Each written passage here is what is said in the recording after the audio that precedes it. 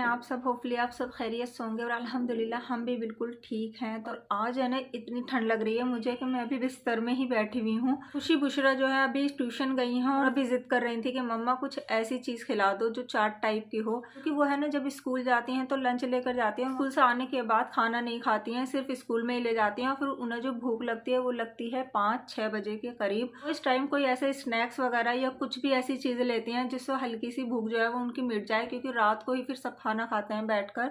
तो अभी वो कह रही थी कि मम्मा कुछ दिला दें, बल्कि अभी गली में है ना टिक्की वाला भी आया था, तो वो कह रही थी कि टिक्की ले लें। मैंने मना कर दिया, मैंने कहा नहीं, तुम बाहर का बहुत ज़्यादा खाने लगी हो। फिर अभी उनके ट्यूशन का टाइम हो गया, 5 बजे वो ट्यूशन जाती हैं शाम को। तो मैंने सोचा चलो आज मैं है ना, जब तक वो ट्यूशन से आएंगी तो उनके लिए कुछ ना कुछ ऐसी चाट टाइप की बना दूंगी जिससे वो आकर खुश हो जाएंगी।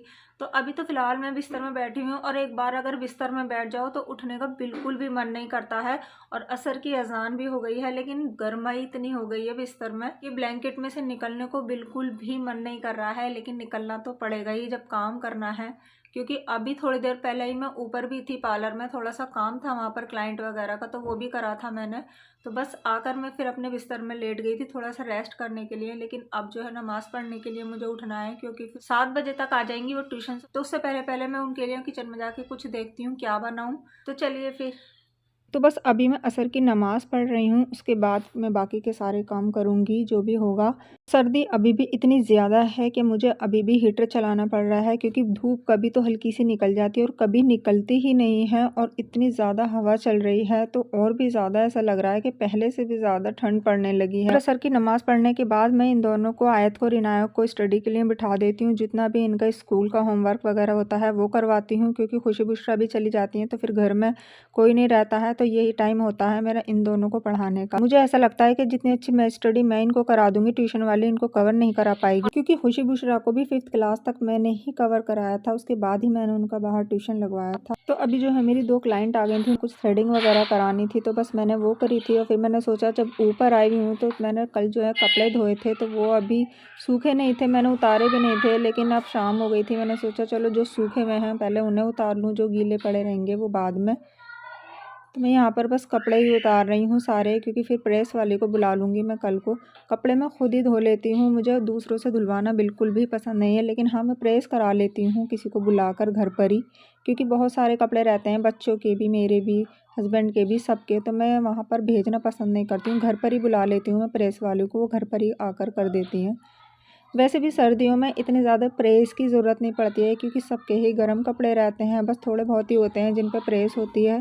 गर्मियों में बहुत ज़्यादा कपड़े रहते हैं प्रेस के, तो इसलिए। लेकिन अभी यह है कि अभी इतनी ज़्यादा प्रेस की ज़रूरत नहीं पड़ती है, लेकिन फिर भी वो जो भी कपड़े होते हैं उन पर आकर करी जाती हैं। बच्चों की स्कूल की ड्रेसेस वगैरह होती हैं जिन पर ज़रूर ही करवानी पड़ती है, और हस्बैंड के कपड़े होते हैं। मैं तो बिल्कुल सॉफ्ट और कोजी कपड़े पहनती हूँ, तो इसलिए मेरे पे तो ज़रूरत पड़ती ही नहीं है। हाँ, गर्म सूट वगैरह होते हैं तो फिर उन पर करवाने पड़ते हैं, लेकिन अब इसी तरीके के कपड़े पहन रही हूँ तो इन पर प्रेस की ज़रूरत नहीं पड़ती है। मैंने ना बालकनी में ही वॉशिंग मशीन रखी हुई है, बस यहीं पर मेरे कपड़े धुल जाते हैं और यहीं पर मैं अपने ना सुखा देती हूँ, क्योंकि धूप यहीं आ जाती है। इससे भी ऊपर 2nd फ्लोर पर जाकर कपड़े सुखाना फिर लाना वापस तो बहुत ज़्यादा थकान हो जाती है, इसलिए बस जो भी है मैं यहीं पर डाल देती हूँ। 3-4 रस्सी मैंने यहीं पर बांधी हुई है और मेरे कपड़े यहीं पर सूख जाते हैं, तो मुझे ऊपर जाने की भी ज़रूरत नहीं पड़ती है।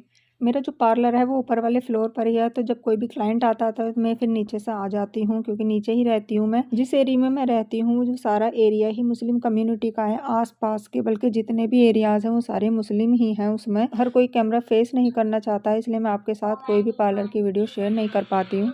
लेकिन कभी हुआ तो मैं आपके साथ इंशाल्लाह ज़रूर शेयर करूँगी।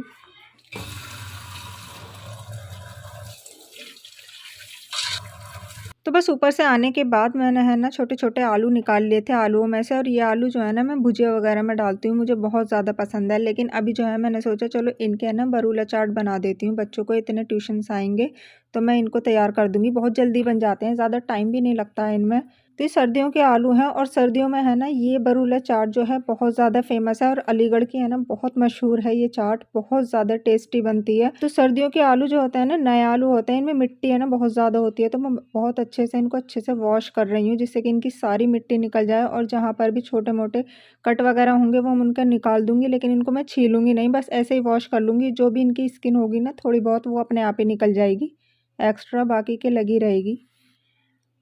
तो 4 से 5 बार मैंने इनको अच्छे से बिल्कुल अच्छे से वॉश कर लिया है। बिल्कुल भी रेत मिट्टी इनमें रहनी नहीं चाहिए, वरना फिर ये किरकिरे लगेंगे। और उसके बाद मैं इनको एक एक सेपरेट करके अच्छे से मसल के धो लूँगी। माशाल्लाह मेरे यहाँ है ना पानी इतना गर्म आता है मेरे यहाँ पर 24 घंटे के, मुझे है ना गीज़र चलाने की बिल्कुल भी ज़रूरत नहीं पड़ती है। हर वक्त ताज़ा पानी आता रहता है, तो कोई भी प्रॉब्लम नहीं होती है, ना कपड़े धोने में, ना किचन का काम करने में, किसी भी तरीके का। बस इनको है ना मैं अब छोटे-छोटे पीसेस में कट कर लूँगी। जो ज़्यादा बड़े हैं बस उन्हें ही कर रही हूँ, जो बहुत ज़्यादा छोटे हैं उनको कट नहीं करूँगी। और छोटे आलूओं का जो टेस्ट आता है ना वो बहुत ही ज़्यादा गज़ब होता है। इतने बड़े आलूओं के अच्छे नहीं लगते हैं जितने ज़्यादा ये छोटे आलूओं के अच्छे लगते हैं। बस अब मैं इनको प्रेशर कुकर में डालकर बस एक ही सीटी लूँगी, इससे ज़्यादा नहीं लूँगी, और हैंड टू हैंड ही खोल दूँगी सीटी को, जिससे कि ये बहुत ज़्यादा ना गलें। बस हल्का सा ही इनका कच्चापन निकालना है और ये थोड़े टाइट ही रहने चाहिए। थोड़ा सा पानी डालूँगी और हल्का सा आप चाहें तो नमक भी डाल सकते हैं। तो मैंने वैसे हल्का सा नमक भी डाल दिया है, जिससे कि आलू थोड़े सल्टी हो जाएँ। बस अब कुकर को मैं इसको लगा दूँगी और गैस पर चढ़ा दूँगी। इतने मैं अपने ना चटनी की तैयारी कर लूँगी। इसका जो टेस्ट इन्हेंस होकर आता है वो उसकी जो मेन वजह है वो है चटनी। चटनी जो है इसकी बहुत ही ज़्यादा ज़बरदस्त टेस्टी, तीखी और खट्टी होनी चाहिए। दही बड़े हों, टिक्की हों या फिर बरूले वगैरह हों, इनमें है ना ये वाली चटनी ही बहुत ज़्यादा टेस्टी लगती है। तो मैंने है ना यहाँ पर पालक लिया है 250 ग्राम, और मैं इसके पत्ते निकाल लूँगी। और बस पालक को मैं अच्छे से वॉश कर लूँगी, जिससे कि इनकी धूल मिट्टी सब निकल जाए और ये साफ़ हो जाएँ। उसके बाद मैं इनको एक पैन में डाल दूँगी और इसमें थोड़ा-सा पानी डाल दूँगी। साथ ही मैं इसमें 4 से 5 हरी मिर्चें डाल दूँगी साबुत। इसके बाद मैं इनको बॉयल होने के लिए रख दूँगी, जिससे कि पालक और हरी मिर्च हमारे अच्छे से गल जाएँ। और एक छलनी में डालकर इनका सारा पानी स्ट्रेन कर दूँगी और ठंडा होने के लिए थोड़ी देर के लिए छोड़ दूँगी मैं इसको।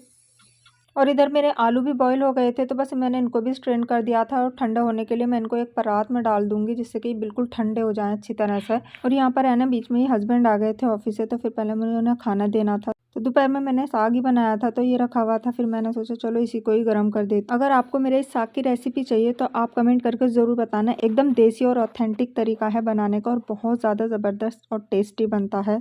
और हस्बैंड को और मुझे है ना मक्का की रोटी बहुत पसंद है साग के साथ। मोस्टली सबको ही पसंद होती है मक्का की रोटी साग के साथ, लेकिन आज की जो जनरेशन है वो इतनी ज़्यादा पसंद नहीं करती है। मेरे बच्चे कोई सा भी मक्का की रोटी नहीं खाता है, लेकिन मैं और हस्बैंड खाते हैं, क्योंकि मुझे अपने घर से ही आदत है मक्का की रोटी साग के साथ खाने से। गेहूँ की रोटी से मुझसे बिल्कुल भी नहीं खाई जाती है। और मेरे यहाँ ससुराल में साग के साथ जो है वो बेसनी रोटी बनती थी, वो भी मुझे पसंद नहीं थी। मैं है ना अपने लिए मक्का की ही रोटी बनाती थी। मक्के की रोटी है ना तब अच्छी बनती है अगर आपका आटा अच्छा है। इस बार जो मेरा आटा है ना ज़्यादा ख़ास नहीं है, बहुत ज़्यादा टूट रहा था, लेकिन फिर भी मैं बना रही हूँ, क्योंकि अभी आ गया है तो इसको ख़त्म तो करना ही है। लेकिन मैं इसको बनाने के लिए है ना तेज़ गर्म पानी यूज़ कर रही हूँ, और अच्छे से इसकी मलाई करूँगी। जितने अच्छे से इसकी मलाई होगी उतने ही अच्छे से इसकी रोटियाँ भी बनेंगी। और इसका ना एक चीज़ का ध्यान रखना होता है कि एक साथ ही बहुत सारा आटा गूँधना नहीं चाहिए, वरना फिर रोटियाँ जो हैं वो फटने लगती हैं। 3-4 रोटियों का आटा मैं एक साथ गूँध लेती हूँ। बस फिर मैं इसमें से भी थोड़ा-थोड़ा सा आटा लेकर उसकी अच्छे से मलाई करूँगी, जब तक कि ये सॉफ्ट ना हो जाए, आटा एकदम इसमें लोच ना आ जाए। कट एंड फोल्ड करते हुए हम इसकी अच्छे से मलाई करेंगे, और फिर इस आटे का जो टेक्सचर है वो ये वाला हो जाएगा, एकदम सॉफ्ट। शादी से पहले तो अम्मी बनाती थी तो बस खाकर मज़े ले लिया करते थे, लेकिन शादी के बाद यहाँ पर कोई बनाता ही नहीं था, तो फिर अपने आप बनाना सीख गए। छोटी-छोटी पहले बनानी सीखी, उसके बाद में फिर अब भी खैर छोटी ही बनती हैं, लेकिन फिर भी पहले से ठीक बन जाती हैं। अपना गुज़ारा तो चल ही जाता है, लेकिन आज का जो आटा है ना ये सच में ही वाक़ई ज़्यादा कोई ख़ास नहीं था, और रोटी बनाने में भी मुझे बहुत परेशानी हो रही थी, फिर भी मैंने बना दी। बस इसी तरह से मैंने सारी रोटियाँ बना ली थी, और उसके बाद फिर मैंने सारी रोटियाँ एक साथ सेकी थी, एक-एक करके। दूसरे गैस पर मैंने तवा रखकर सारी रोटियों को रख दिया था एक के ऊपर एक, और स्लो एकदम कर दिया था गैस, और एक-एक रोटियाँ नीचे से निकाल-निकाल कर बस मैं सेकती गई थी, और एकदम बढ़िया रोटियाँ मेरी बनकर तैयार हो गई थी। तो ये हैं जी मेरी मक्की की रोटियाँ, जो मैंने अपने हाथों से बनाई हैं, छोटी-छोटी सी, लेकिन है बिल्कुल ठीक। और हस्बैंड आ गए थे, बस अब उनको मैं खाना दे रही हूँ। तो बस अब मैं दोबारा से यहाँ पर अपने बरूलों की तैयारी करने के लिए लग गई हूँ। मैंने जो पालक और हरी मिर्च बॉईल करके रखी थी, उन्हें मिक्सर जार में डाल के पेस्ट बना लिया है इसकी चटनी बनाने के लिए। तो मैंने है ना इमली भिगो दी थी, उनका पेस्ट मैं इसमें डाल रही हूँ, और थोड़ा-सा डालूँगी काला नमक, और थोड़ा-सा मैंने यहाँ पर भुने हुए जीरे का पाउडर डाल दिया है। नमक हल्का लग रहा था तो थोड़ा-सा नमक सादा डाल दिया है मैंने, और हल्के से इसको पानी डालकर पतला कर लूँगी। तो बरूलों के लिए चटपटी मज़ेदार चटनी रेडी हो गई है। इसके बाद है ना मैंने एक पैन चढ़ा दिया है, उसमें मैं ऑयल डाल रही हूँ। इतना मेरा ऑयल गर्म होगा तो बरूले बनाने के लिए मैं इसमें कॉर्नफ्लोर डाल रही हूँ। इसमें 6-7 चम्मच भर के मैं कॉर्नफ्लोर डालूंगी और उसके बाद मैं बेसन डाल रही हूँ। बेसन जो है मैं 4-5 चम्मच डाल रही हूँ। आप अपने हिसाब से भी डाल सकते हैं, लेकिन कॉर्नफ्लोर जो है वो बेसन से थोड़ा ज्यादा ही डलेगा, तभी हमारे ये एकदम क्रिस्पी और क्रंची बन के तैयार होंगे। इसके बाद मैंने इसमें 1 चम्मच भर के अमचूर पाउडर डाला है। साथ ही मैंने इसमें तकरीबन 1 चम्मच लाल मिर्च का पाउडर डाला है और 1 चम्मच भर के मैंने इसके अंदर चाट मसाला डाला है, स्पाइसी वाला। और साथ में थोड़ा सा मैं इसके अंदर है ना रेड फूड कलर डाल रही हूँ, जो कि मार्केट वाले जरूर डालते हैं, जो मार्केट में मिलते हैं ये बरूले। और थोड़ा सा नमक डाल रही हूँ अपने टेस्ट के हिसाब से। हल्का हल्का पानी डालकर हम इसको अच्छे से आलूओं में कोट कर लेंगे। बस इस तरह से ये हमारा सारा मिक्सचर आलू में कोट हो जाना चाहिए। अम्मा क्या बना रहे हो? क्या बना रहे हो? देख रहे हैं चाट बना रही थी तुम्हारे लिए। मैं बोल ही रही थी कि टिक्की खाने का मन कर रहा है। आज मुझे तो पता आ रही थी ना, मुझे पता है, मैंने सोचा टिक्की वाला जार दो मुझे, मैं कहीं रोक लूं, लेकिन मुझे पता है मैंने तुम्हें सरप्राइज दिया है। चलो, बाजार की मैंने खाने नहीं दी आज, बाहर की मैंने खाने नहीं दी आज, घर पर ही बनाती हूँ कुछ। कभी भी आ गई, कभी आ गई। चलो साथ साथ बना दूंगी, सब एक साथ खा लेना। बनेंगे। बस फ्राई हो रहा है, ऑयल को खोल दिया मैंने। मुझसे तो सबर भी नहीं हो रहा, भूख लग रही है अभी से। तुम्हारे आने से अच्छे लग रहे हैं। इतने तुम आए हो ना, इतने मैंने सारी तैयारी कर ली। जल्दी बनाओ, भूख लग रही है बहुत। बस रेडी हो गया। बस ये हमने शादी में भी खाया था ना। हाँ, बस एक एक करके मैं इनको ऑयल में डालते जाऊंगी और हाफ फ्राई करके बाहर निकाल लूंगी। और दोबारा से मैं जब इनको फुल फ्राई करूंगी तो एकदम ये क्रंची और क्रिस्पी हो जाएंगे। बस अभी जो है मैं इनको डबल फ्राई कर रही हूँ और अब जो है ये बिल्कुल मार्केट जैसे क्रिस्पी और क्रंची हो गए हैं। बस अब मैं इनके बच्चों की प्लेट बनाकर दे रही हूँ और आपको भी दिखा दूं कि किस तरीके से ये सर्व होगी। तो सबसे पहले मैंने इस पे चाट मसाला डाल दिया, इसके ऊपर मूली का लच्छा डाल रही हूँ और साथ में मैं यहाँ पर ग्रीन चटनी डाल रही हूँ। और ये हो गई हमारी यम्मी सी चटपटी बरूले की प्लेट रेडी। तो मैंने बच्चों को यहाँ पर सर्व कर दिए हैं और फबी भी आ गई थी ऑफिस से। कैसे बन रहे हैं? अच्छे बन रहे हैं, मेहनत से। अब जो है ये पेट पूजा करने के बाद मैडम नहा कर आई हैं बुशरा। बाल इनके हो रहे हैं गीले, दिन में इनको टाइम नहीं मिलता और सुबह सुबह इन्हें ठंड लगती है नहाने में, तो ये स्कूल से आने के बाद नहाती हैं, फिर रात में ही। देखो मैंने अब्बू के लिए स्लैब बुक बनाई थी छोटी सी, ये मैंने अब्बू के बर्थडे पे बनवाई थी, पर जिस दिन अब्बू का बर्थडे था उस टाइम ये इनकम्प्लीट पड़ी थी पूरी, मतलब कि अंदर का जितना भी काम था तो सारा इनकम्प्लीट था, बाहर का भी इनकम्प्लीट ही था। और ये तो मुझे अब कंप्लीट और ये मुझे अब दिखा रही है कि मम्मा मैंने ये अब्बू के लिए बनाया था और ये रात को बनाती थी, मुझे पता भी नहीं है। और अंदर जो है ना इस तरीके का ये बनाया, तो ये स्नैप्स निकलवाए थे, ये स्नैप्स निकल कर नहीं आए थे अपने अब्बू के साथ। इसकी पिक्स हैं इसके अब्बू के साथ, फिर शादी वगैरह में जाने तो इसने छोटी पिक्स निकलवाई थी इसमें ग्रीटिंग कार्ड्स में। 26 जनवरी का बर्थडे था, लेकिन कार्ड था ये कंप्लीट नहीं हुआ था, तो ये आज देंगे इसको अपने अब्बू को। और वैसे माशाल्लाह बड़ा प्यारा बना रखा है ये रहा, इसमें रिबन वगैरह लगाकर। इसको है ना बहुत शौक है ऐसे DIY बनाने का। जब तो मिस्टर DIY मेरे फेवरेट है। जब भी मॉल वगैरह में जाते हैं ना वहाँ मिस्टर DIY मिल जाता है ना, तो ये है ना दीवानी हो जाती है मिस्टर DIY की। कैसा लगा आपको मेरा ग्रीटिंग कार्ड? कमेंट करके अच्छा लग रहा है, बहुत प्यारा लग रहा है। अच्छा लग रहा है ना खुशी? जी अच्छा लग रहा है। हाँ अच्छा लग रहा है, मेहनत तो करी है। किसने मिलके बनवाया ये सभी अपने ने हेल्प, मैंने अब्बू के बर्थडे से पहले से ही सोच के रखा था यही बनाऊंगी। लेकिन स्नैप्स बनकर नहीं आए थे ना ये दो, तो इसलिए ना उठा कर रख दिया था कि जब ये स्नैप्स बन के आ जाएंगे तभी मैं इनको अब्बू को दूंगी। और ये इसने नोट्स लिखा है अपने अब्बू के लिए।